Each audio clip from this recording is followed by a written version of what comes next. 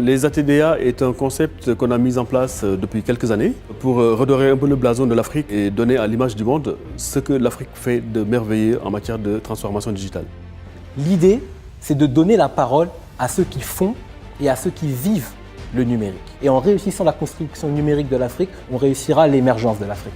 Quand on voit les DSI qui sont parmi nous, il y a des gens qui viennent de la bourse, il y a des gens qui viennent de l'industrie, de la banque, des services. Les ATDA, c'est devenu une tradition pour les DSI. C'est très important. Nous avons une opportunité de rencontrer des acteurs qui sont sur le continent africain, parfois dans nos pays, et que nous n'avons pas systématiquement l'occasion de voir et d'échanger avec eux.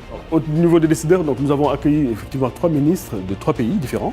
Donc, nous avons fait l'honneur de venir, donc, le ministre marocain qui s'occupe de tout ce qui est projet IGOUV. Nous avons eu le ministre malien en charge de l'économie numérique et de la communication. Nous avons également son homologue du Congo-Brazzaville. Nous remercions CIOMAG pour l'invitation. C'est un grand portail pour le Congo, pour que le Congo soit visible à l'extérieur du monde. Mais aussi, c'est pour trouver des partenaires qui peuvent nous accompagner dans l'implémentation de cet écosystème. On a réuni des panélistes qui sont venus de plusieurs pays, discuter et trouver des solutions concrètes. Comment l'intelligence artificielle et le traitement intelligent des données peuvent participer à atteindre les objectifs du développement durable. Pour nous, c'est une occasion justement de rencontrer nos homologues des différents pays, de faire un point d'avancement par rapport à l'année d'avant, de partager nos expériences. Toute l'année, on sillonne l'Afrique à travers le Digital African Tour. Et le but en Afrique, c'est pas de créer le nouveau Google ou le nouveau Facebook, c'est de développer des solutions innovantes pour répondre aux besoins quotidiens des populations.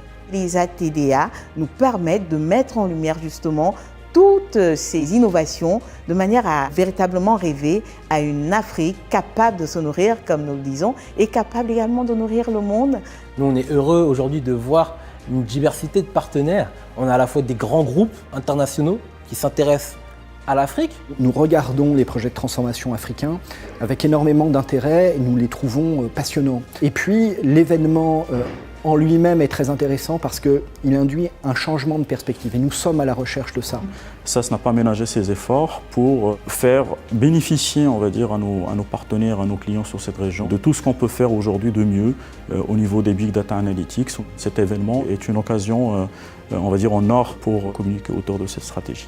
Mais on a aussi, et ça c'est notre grande fierté, des success stories africaines et qui cherchent à partager leur technologie et à se déployer sur le continent. Nos ambitions, bien sûr, c'est continuer d'innover au service de nos partenaires en Afrique, mais également créer un écosystème de start-up africaines autour de nous pour pouvoir leur apporter l'expérience et leur faire gagner du temps et leur permettre d'ouvrir ce marché africain.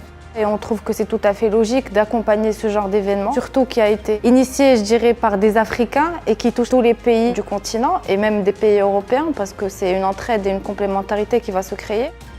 Le reproche qu'on a très souvent, c'est de ne pas laisser trop de place aux femmes. Mais on s'est dit, voilà, on va les mettre en avant pour leur donner cette reconnaissance et dire que le digital ne se fera pas sans elles. Alors en plus, moi je suis dans la FinTech, il n'y a pas beaucoup de femmes. Donc déjà, je pense que j'ai une responsabilité en tant que femme entrepreneur d'être là et de montrer en fait aux personnes que c'est un choix qu'on peut faire. Si je ne crée ne serait-ce qu'une vocation, ça valait le coup d'être là. Ensuite, prendre des instances comme l'ATDA, ça permet de prendre un petit peu de hauteur, un petit peu de recul, de confronter les vues et les perspectives et en fait on en part beaucoup plus riche que quand on est arrivé.